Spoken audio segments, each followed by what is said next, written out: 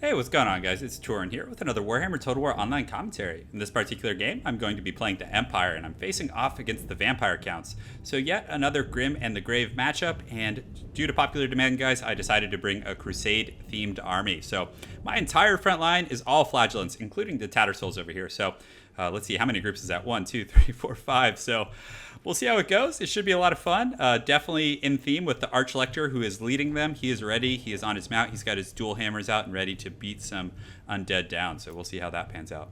Just because I had to, I brought 2 groups of great swords just to kind of supplement this flagellant squad. I needed a little bit of armor piercing because even the Archlector himself does not have armor piercing. So decided to bring these 2 guys. I also have a Bright Wizard here.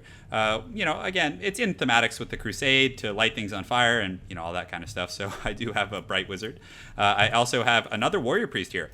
So what's actually nice about having both Archlector and the Warrior Priest is that you can kind of cycle their damage resistance buffs, and essentially you can almost have it up for, consistently with the cycling of those 2 abilities. So I also have 2 groups of Knights of the Blazing Sun, so also another Grim and the Grave Crusade style unit. And then, of course, what Crusade would be complete without the Hammer of the Witches to smite some of these foul undead over here. So that's a quick overview of my army composition. My opponent, he has a group of Blood Knights and then an entire line of Graveguard, which are actually really, really good against Flagellants. They have pretty high armor and anti-infantry, so it's going to be tough, but I think they can hold their own with the buffs of the Archlector. And then he has zombies here. He has 2 or 3 groups of Cryptors, a group of Karen Wraiths over there, and then, of course, he has Vlad von Karstein. So definitely a very, very scary dude. That's pretty much all you need in terms of heroic units. As it pertains to the Vampire Counts, he is just so freaking strong. But you can actually see the Hammer of the Witches coming through here and tearing apart a few of these units, so very, very cool there.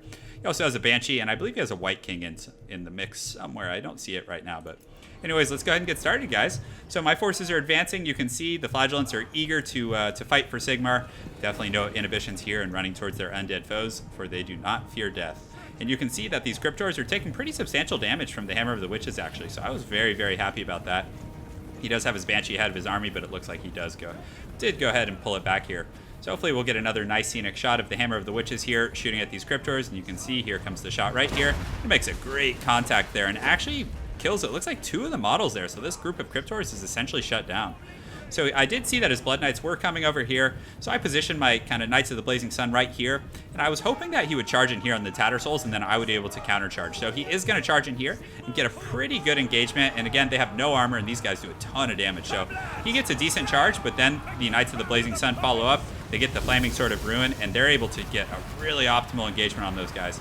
But he does a very smart move and pulls them back, and then also supports a little bit with these Graveguard. But the engagement is still on. The Blood Knights are kind of mixed in with the Knights of the Blazing Sun, who do have the Flaming Sword of Ruin. So they should do a ton of damage to those guys.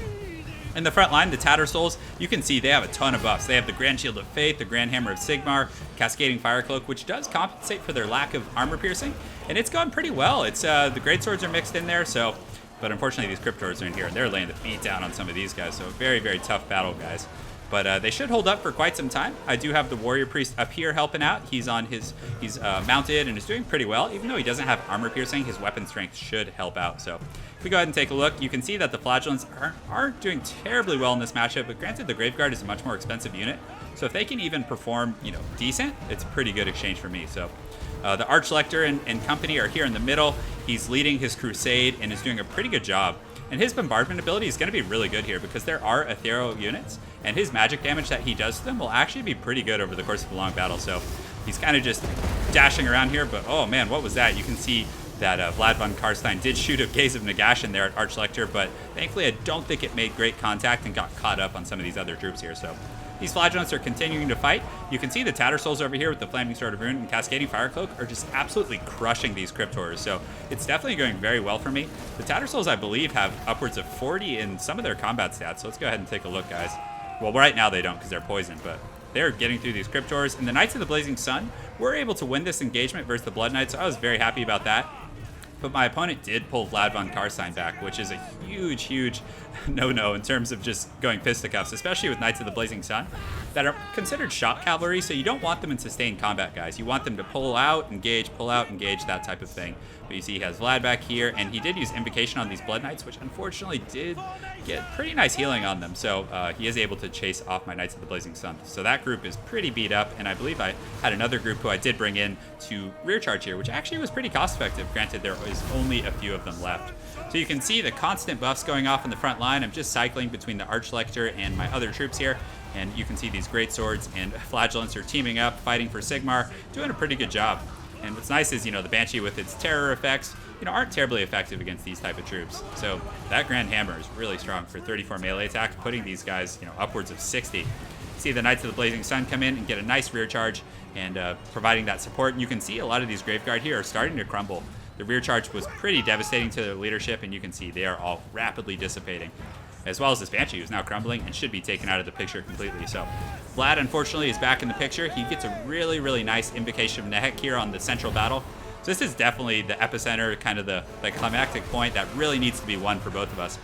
Archlector is doing a pretty great job holding it together and absorbing a lot of the damage for his troops. I believe he has around 130 armor, if I'm not mistaken. Let's actually go ahead. So that's the Warrior Priest Archlector. He does have 130. So the Graveguard and Vlad, and they won't do that much damage to him. He's very, very resilient to traditional non-armor piercing damage, especially when you take into account the 22% damage resistance and all those different buffs. And you can see the bombardment here doing great work. See those Cairn rates going down. So up here, it's a little bit of a tougher battle, but thankfully my Knights of the Blazing Sun, though there's not many left, are coming in here, are getting some nice cycle charges, and then are retreating out the back and then engaging again. So Vlad over here, he did clean up this pocket, and you can see the ground is littered with both of our forces, and definitely a tough situation, but just constant bombardment. The Sons of Sigmar, I don't actually have the Sons of Sigmar, but you guys know what I'm getting at here, are fighting to the death, and someone just knocked Vlad over there. That must have been a Warrior Priest or something. It couldn't have been one of those flagellants. But the constant charging of these Knights of the Blazing Sun, as well as their flame damage, is doing pretty well for me. Unfortunately, my opponent does have some Blood Knights that were able to heal up, and he gets a nice rear charge here and plows through a lot of my troops. Thankfully, I did have the damage resistance up, if I'm not mistaken. And the Tattersouls, they don't care much for getting rear charge. It doesn't make any difference to them. So he does have a ton of Graveguard here, though. He has 76 models, and though their binding is weak, I still have 55 Greatswords here, who are getting the perpetual buffs of the Grand Shield of Faith and the Grand Hammer, and are slowly starting to work through these Graveguard. You can actually see their numbers just took a huge dive here. But unfortunately, he's doing a really, really good job with these Blood Knights here and is charging in. But every time they come in, they lose a few models, and Archlector again, they don't have armor piercing, so you can see he gets in there with his pretty high weapon damage and is able to clean up a few of them. And I still do have a Warrior Priest here, so I still have a pretty substantial core of leadership units. My opponent did a very good job actually, and it was off camera. He actually killed my Bright Wizard. He used the remaining Blood Knights as well as Vlad, who used the Gaze of Nagash and was able to finish him off. So very, very tough situation here. So he has mostly Graveguard here, and I'm just using those bombardment abilities every chance I get. But man, I'm telling you guys, Vlad is just such a terror. He's still in very, very good health. And even though my opponent doesn't have much left, you can see he has some Graveguard here with the Invocation of Nehek. A second group of Graveguard up here that's pretty beat up. Vlad could still easily turn this game around, even though it looks very one-sided.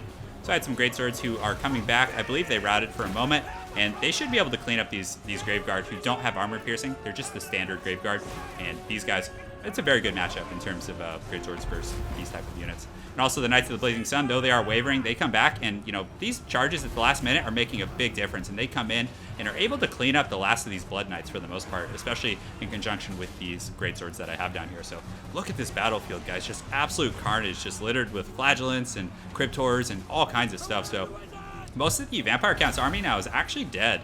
So all he really has left, guys, to be honest, is Vlad. He has Vlad and, 20 Graveguard who are now crumbling. So, you'd think like, oh, this is going to be over within seconds, but absolutely not. You guys take a look at the timer, not to provide you with a spoiler of any sort, but I suppose it doesn't indicate who wins. There's still 3 minutes left in this battle. So basically when Vlad's left, you want to kill everything and then leave Vlad for last, because if you focus Vlad, these units around him are going to do a lot of damage because he lasts forever. So I'm just going around and cycle charging the last of these Graveguard here and trying to get them to crumble. And Archlector is still in pretty decent health, but he did a pretty good job and was perpetually using that Master of Beguilement and shutting me down. But you can see the bombardment abilities are actually paying dues here. It'd be interesting to see a statistic of how many kills they truly got. So Vlad here is in pretty good shape. He has these Graveguard here who are in critical binding, and they will be going down shortly as they are kind of surrounded by a mixture of flagellants and greatswords and are being taken out, and a few Knights of the Blazing Sun mixed in there as well. And yeah, that's pretty much all she wrote, and well, for that particular unit, not for Vlad, that's for sure. And there are some Tattersouls coming back. I believe I have 9 of them left, and I really like the Tattersouls, guys. I feel like they're extremely strong. Let's go ahead and take a look. Yeah, so I'm trying to get a good look here, but yeah, look at that 75 melee attack from those Knights of the Blazing Sun. That's so strong.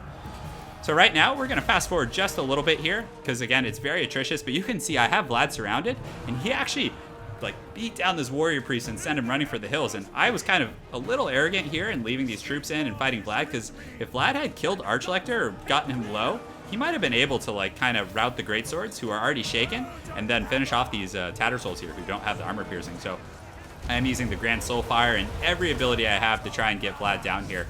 But he is just continuing to fight here. Is just an absolute monster. You can see that single swing takes out several of the Tattersouls there, but actually it looks like they did get up. So yeah, he's still tough. And I had to actually retreat Archlector here and just kind of, I was like, all right, I got to just start cycle charging because I love that. He just like karate kicks that whole group. But I tried to get a charge in there, but unfortunately it didn't go as planned. So Archlector gets in there, gets a nice little swing. You can see Vlad did have enough Winds of Magic left to Invocation him to heck himself.